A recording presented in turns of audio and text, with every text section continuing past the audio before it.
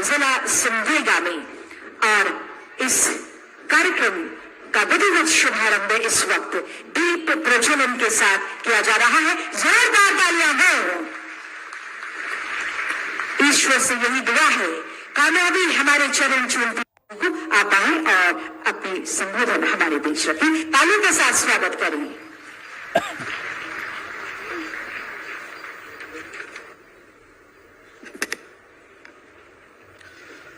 आज हमारे सिमडेगा जिला के कुलबीरा के इस पवन धरती पे आज हमारे जिला के लिए ऐतिहासिक दिन के शुभ अवसर पे आज हमारे इस विशेष जो योजना चल रही है, अभियान चल रही है, आपकी योजना, आपकी सरकार, आपके द्वार, इस विशेष शिविर में हमारे साथ में आज हमारे इस मंच में, हमारे इस जिला में, हमारे इस प्रखंड में आज हमारे प्रदेश के हमारे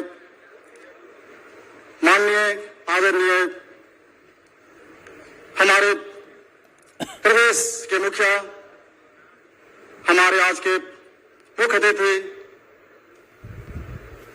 माननीय मंत्री हेमंत सोरेन जी, जो हमारे इस मंच में उपस्थित हमारे झारखंड प्रदेश के हमारे श्रम मंत्री सत्यानंद भोक्ता जी, हमारे बीच उपस्थित हमारे इस कृषि बहुल जिला में हमारे कृषि मंत्री बादल पत्रलेख जी, हमारे पड़ोसी विधानसभा के हमारे माननीय विधायक रोशन त्रिकी जी, हमारे स्थानीय हमारे कुलबीरा के माननीय विधायक विक्सल कंगारे जी, हमारे बीच उपस्थित हमारे इस जिला के हमारे उपायुक्त अजय सिंह जी, पुलिस कप्तान हमारे सौरभ कुमार जी, हमारे बीच बच्चा को अंतर्राष्ट्रीय खिलाड़ी बनाने के प्रत्येक गांव में एक सीधू क्लब खेल मैदान खेल क्लब का निर्माण हो रहा है। इसमें ऐसे बच्चे जो उस गांव में रहते हैं, जो विद्यालय भी नहीं जाते हैं, नहीं जा पाए हैं, उनके लिए भी एक खेल क्लब का निर्माण हो रहा है। उसमें प्रत्येक वर्ष उस क्लब को जिंदा रखने के, उस क्लब को चलाने के लिए उसको कुछ आर्थिक मदद मिलेगी। अभी हम लोग देखते हैं बहुत इस तरह से हमारे बच्चे हम लोग देख रहे हैं कि जिस तरह से खेल के प्रति यहाँ रुझान और बढ़ता जा रहा है, उसका कारण यह है कि हमारे इस बच्चों को आगे बढ़ाने के लिए खेल नीति बनाए झारखंड में हमारे माननीय मुख्यमंत्री के द्वारा यहाँ।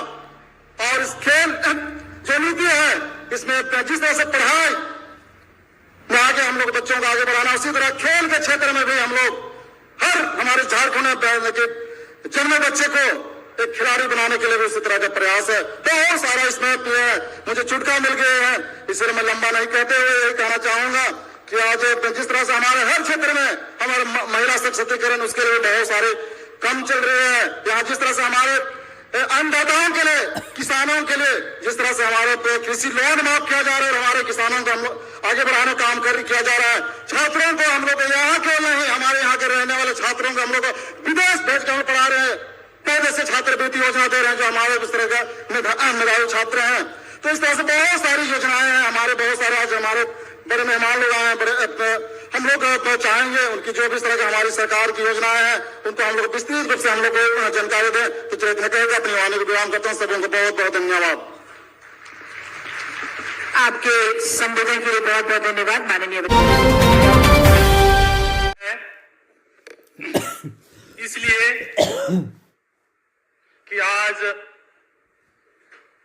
आपकी योजना, आपकी सरकार आपके द्वार पे है और इस महत्वाकांक्षी कार्यक्रम में उपस्थित हमारे माननीय मुख्यमंत्री जी यहां पधारे हैं, हमारे दो मंत्री यहां पधारे हैं, हमारे जिला के साथी विधायक, पड़ोसी विधायक और पदाधिकारीगण और खास जन जो आप लोग सामने पे हजारों की संख्या में आए हैं, आप सबों को बहुत बहुत धन्यवाद करता हूं और खासकर हमारे माननीय मुख्यमंत्री जी को और हमारी सरकार को धन्यवाद करता हूं कि इस कार्यक्रम के लिए आपने हमारे सिमडेगा जिला के इस कोलेबिरा को चुना है। मैं हमारी सरकार की उपलब्धियों को और प्राथमिकताओं को और खासकर हमारे अगुआ हमारे माननीय मुख्यमंत्री जी के कार्यशैलियों को मैं संक्षेप में बताने का प्रयास करूंगा, जो मैंने अनुभव किया है और जो इस क्षेत्र के लिए सौगात के तौर पर मिला है। हमारी सरकार की प्राथमिकता संविधान को अपना आधार मानकर उनके प्रावधानों के तहत चलना रहा है। हमारी सरकार की प्राथमिकता रही है, यह विश्वास रही है कि जहां शांति है वहीं पर विकास है। और इन दो चीजों को लेकर हमारे सरकार ने और हमारे माननीय मंत्री जी ने जो किया है उसे ही मैं बताना चाहूंगा। जब पिछली सरकार थी, हम भय के माहौल में थे। यह जिला अल्पसंख्यक बहुल जिला है और पिछली सरकार ने अल्पसंख्यकों के विरोध में कई असंवैधानिक निर्णय और सरकारी आदेश दिए थे। उन आदेशों को मैं बता देना चाहूंगा। पहला आदेश था जो संविधान के अनुच्छेद 15 के खिलाफ था। धर्म का भेदभाव बरतते हुए एक सरकारी आदेश जारी हुआ था कि ईसाई धर्मों के चर्चों का जांच किया जाए और सीएनटी एक्ट का उल्लंघन है तो उसे ध्वस्त कर दिया जाए। दूसरा निर्णय उन्होंने लिया था, आदिवासी समुदाय के वैसे लोग जो ईसाई धर्म को मानते हैं उन्हें नौकरियों से वंचित कर दिया जाए। और संविधान का अनुच्छेद 30 के तहत अल्पसंख्यकों को स्कूल चलाने और प्रबंधन करने का अधिकार दिया गया था। स्कूलों में शिक्षकों की नियुक्ति को रोक दिया गया था। यह असंवैधानिक काम पिछली सरकार ने किया था, एक भय और अशांति का माहौल लाया था। हमारे सरकार ने, हमारे माननीय मुख्यमंत्री जी ने, मैं खुद हमारे टीम के साथ गया था। हमारे माननीय मुख्यमंत्री जी ने उन सारे आदेशों को जो असंवैधानिक था खारिज कर दिया ताकि यहां एक शांति का माहौल बने और सुरक्षा का माहौल खत्म हो, सरकार पर लोगों का भरोसा हो। आज हमारा ईसाइयों का चर्च खड़ा है। चूंकि सभी धर्मों के धार्मिक स्थलों का जांच का बातें आई तो भाजपा की सरकार पीछे हट गई थी। हमारे माननीय मुख्यमंत्री जी ने हमारे अल्पसंख्यक स्कूलों में शिक्षक नियुक्ति के लिए जो पहल किए हैं वो सराहनीय है। चूंकि अल्पसंख्यक विद्यालय शिक्षा के क्षेत्र में प्रदेश ही नहीं बल्कि पूरे देश में बहुत महत्वपूर्ण योगदान रहा है और हमारे माननीय मुख्यमंत्री जी ने इसे प्राथमिकता लिया और आज हमारे अल्पसंख्यक विद्यालयों में शिक्षकों की नियुक्ति हो रही है। उसी रीति से आदिवासी ईसाइयों को नियुक्ति में रोजगार से वंचित करने की नीति बना दिया था भाजपा ने। रात को 9 बजे हमारे मुख्यमंत्री के पास हम लोगों ने गए थे। उन्होंने तुरंत मुख्य सचिव और अपने पदाधिकारियों को बुलाकर उनसे बात कर तुरंत निर्णय लिया और आज ईसाई आदिवासियों को नियोजन में जगह मिल रहा है।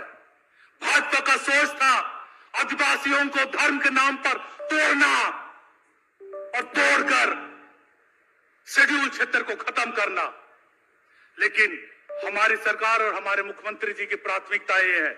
एक यहां की घटना मैं बताता हूं। कोलेबिरा डैम रिस रहा था। आप सबों ने मुझे आवेदन किया, मैंने मुख्यमंत्री जी के पास गया। मुख्यमंत्री जी ने तुरंत पूरे राज्य में सरकार आपके द्वार कार्यक्रम को और उस कार्यक्रम से हमारे राज्य भर के ग्रामीण किसान, मजदूर, गरीब, हमारी छात्र छात्राएं पहुंचकर उन शिविरों में उनके लिए क्या है वो खोज रहे हैं। आज यहां इस कार्यक्रम में भी इधर हम कुछ शिविरें देख रहे हैं, कुछ स्टॉल्स देख रहे हैं अलग अलग योजनाओं के, और उन स्टॉलों में भी कई भीड़ भाड़ देख रहे हैं। कुछ स्टॉलों में तो इतना ज्यादा भीड़ हो जाता है कि मारामारी की नौबत हो रही है। तो हमने विभागों को कहा है और जिलों को कहा है कि जिन स्टॉलों में भीड़ अधिक है उन स्टॉलों की संख्या बढ़ा दो, ताकि लोग आराम से अपना आवेदन, अपनी बातें वहां पहुंचा सके। लेकिन राज्य को दिशा देने के लिए, राज्य को विकास के पथों पर आगे बढ़ाने के लिए जिनको जिम्मेवारी मिली, इन लोगों ने, जब सरकार राज अलग हुआ था उस समय सरकार का बजट सरप्लस हुआ करता था। इसका मतलब कि सरकार के पास सारे संसाधन मौजूद थे, सारे पैमाने मजबूत थे इस राज्य को आगे बढ़ाने का। लेकिन धीरे धीरे उन सत्ताधारियों ने इस राज्य को खोखला करना चालू कर दिया और आज का बजट सरकार घाटे में बजट लेके आती है। और बड़ा चतुराई से उन्हीं लोगों के हाथ में ये राज चला गया जो राज्य को अलग करने के घोर विरोधी रहे। तब हम लोगों ने सोचा, भाई हम लोगों ने राज लड़ करके, हमारे पूर्वज ने तो हमको दिया, लेकिन जिस उद्देश्य से दिया कि यहाँ के किसानों का, यहाँ के आदिवासियों का, दलितों का, पिछड़ों का, अल्पसंख्यकों का विकास होगा, वो तो हो नहीं रहा है। बल्कि यहां से लोग पलायन कर रहे हैं और यहां पर बाहर से लोग आकर के हमारे राज्य के खनिज संपदाओं पर टूट पड़े। हमारा गांव का गांव कई जिलों में विस्थापित होते चले गए। कहीं कोयला निकाला जा रहा है, कहीं बॉक्साइट निकाला जा रहा है, कहीं लोहा निकाला जा रहा है, अनगिनत तरीके से अलग अलग खनिज संपदाओं के नाम पर।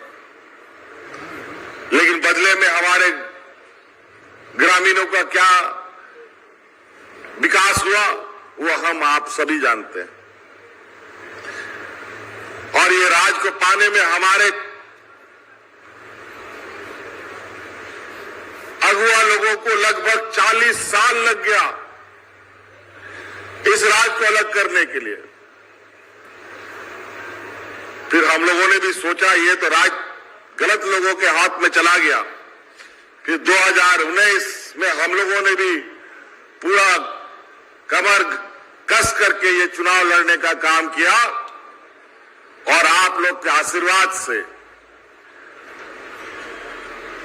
उस 20 साल के इस जमात को हम लोगों ने उखाड़ फेंकने का काम किया और सरकार बनाया। कभी आप लोग सोचते थे कि आपके गांव में पदाधिकारी जाएंगे? कभी आप सोचते थे बीडीओ, सीओ, डीसीएसपी आपके गांव में कभी जाएगा? इंजीनियर जाएगा? कर्मचारी जाएगा? अभी भी कई ऐसे हमारे गांव के लोग हैं जो कभी ब्लॉक ऑफिस नहीं देखा, बीडीओ कौन है कभी नहीं देखा, सीओ कौन है कभी नहीं देखा, डीसीएसपी तो बहुत बड़ी बात है। लेकिन आज इस राज्य में गांव-गांव में, पंचायत में जहां सड़क नहीं है, आने जाने का रास्ता नहीं है, वहां पर भी पदाधिकारी या तो ट्रैक्टर में जा रहा है, या तो मोटरसाइकिल में जा रहा है, या तो बैलगाड़ी में अपना ऑफिस का लैपटॉप, कंप्यूटर और प्रिंटर लेकर के और आपकी समस्या का समाधान कर रहा है।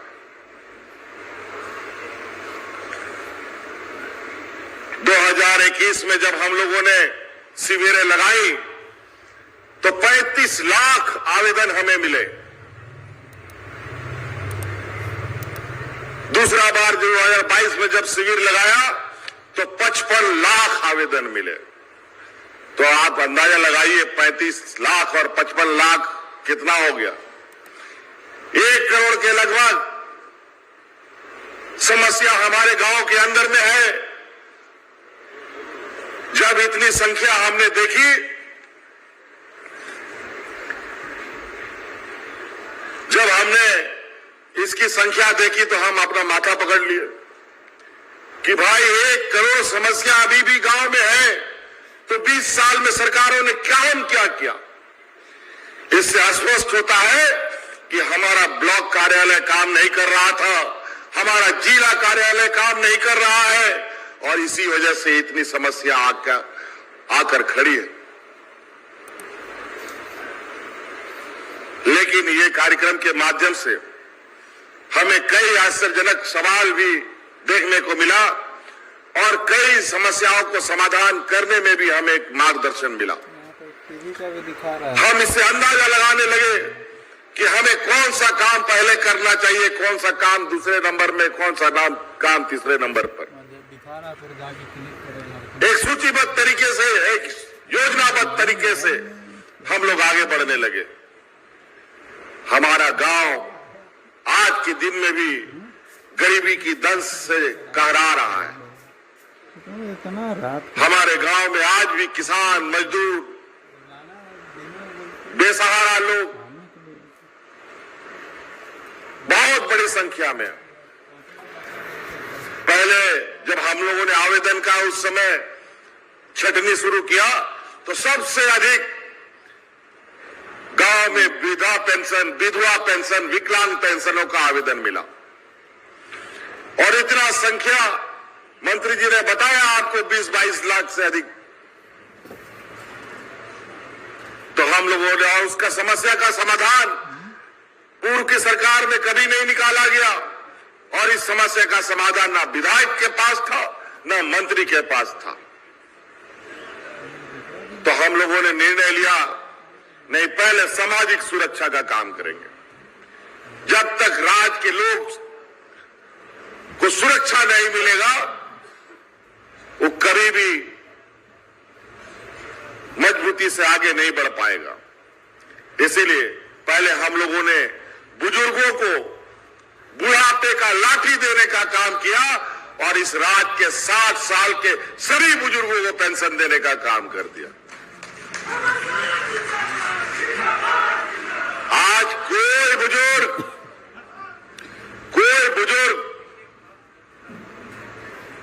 वृद्धा पेंशन के बगैर नहीं है। और आज जो शिविर लगे हैं, शिविर की मैं जानकारी ले रहा हूं, तो वृद्धा पेंशन का जो आवेदन आता है तो पता चला कि कहीं पर 10, कहीं पर 5, कहीं पर 2, कहीं पर 15, इससे अधिक नहीं। और वो इसलिए आता है कि आज के दिन में सारे वृद्धाओं को पेंशन मिल रहा है, लेकिन जिस समय से लेके आज तक जो फिर वृद्ध लोग बढ़ गए आगे, जिसका कम उम्र था वो 60 साल का हो गया, उन्हीं का आता है।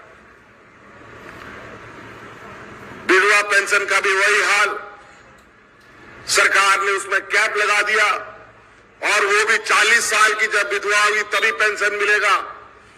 लेकिन हमने कहा ये अन्याय नहीं चलेगा। अब विधवा होने का कोई समय नहीं होता और गरीब के साथ तो कब क्या घटना घट जाए कोई नहीं जानता। तो हमने ये कानून बनाया कि इस राज्य में 18 साल के बाद जो भी विधवा महिला होगी उस सभी विधवा महिला को हम पेंशन देंगे। आप सभी विधवा बहनें को पेंशन देंगे।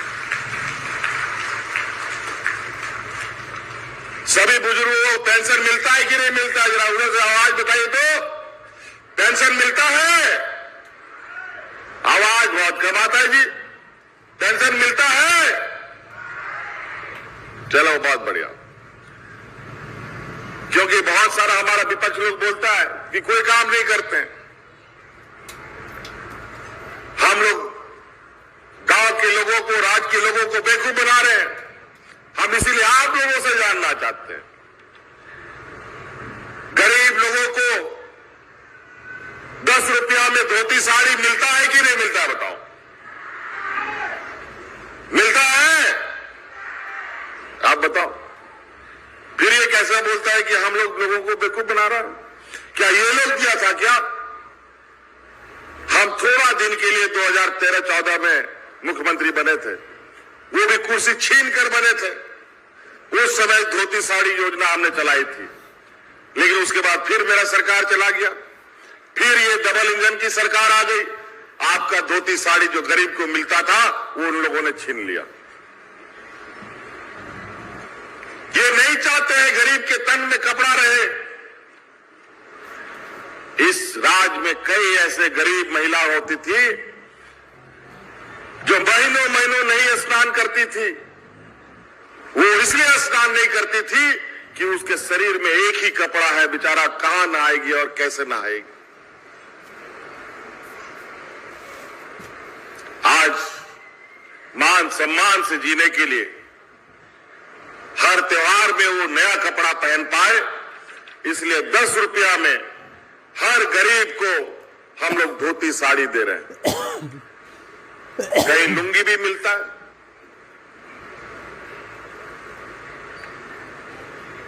हमारी हर वो सोच जो हमारे ग्रामीण क्षेत्र में रहने वाले लोगों के लिए है, वह किसानों के लिए। आज के दिन में किसान भगवान भरोसे ही जीता है।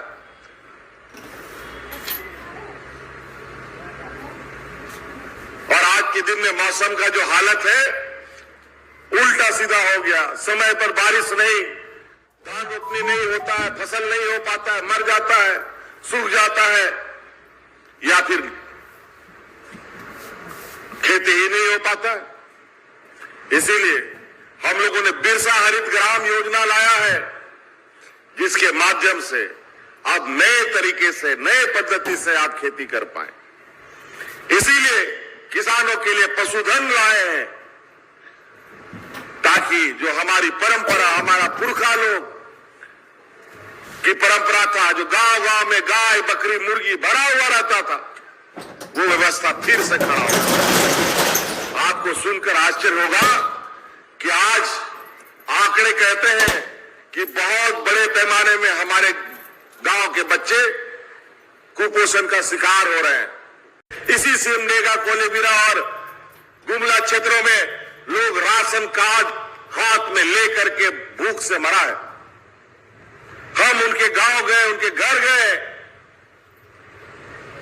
लेकिन आज आपकी सरकार कोरोना जैसा महामारी जिसके बारे में दुनिया नहीं जानता था, तो हम क्या जानेंगे। हमारे यहां तो स्वास्थ्य व्यवस्था भी नहीं, डॉक्टर की भी स्थिति ठीक नहीं, उसके बावजूद हम इस राज्य में कोरोना से, भूख से किसी भी व्यक्ति को मरने नहीं दिया। हम सलाम करते हैं यहां के महिला दीदियों को, जिन्होंने कोरोना के समय में अपनी जान की परवाह ना करते हुए सरकार को मदद किया और गांव गांव में खाना बना करके किसानों को मुफ्त खाना खिलाने का मजदूर, तो हमारी सुनता भी नहीं है। तो इसलिए आप लोगों को आगे बढ़ने के लिए हर रास्ते हम लोगों ने खोल दिए। पढ़ने लिखने वाले के लिए भी दुनिया भर की वैकेंसीज निकल रहे हैं। अभी सरकारी हो, गैर सरकारी हो, गैर सरकारी में तो 50,000 से अधिक बच्चों को हम लोगों ने नियुक्ति पत्र दिया, और उसमें तो ऐसा कंपनी आया जिसमें कई बच्चे तो विदेश में चले गए नौकरी करने के लिए। तो विदेश में गया होगा तो मुफ्त में थोड़ी काम करने जाएगा। सब बच्चों का आंकड़ा हमारे पास है। कोई उसके साथ दुराचार होता है तो तुरंत सरकार के पास खबर आती है। अलग प्रमंडल में कहीं पर 15,000, कहीं 11,000, कहीं 16,000, कहीं 5,000, एक मुश्त ऐसे पंडालों में हम लोगों ने नियुक्ति पत्र दिए।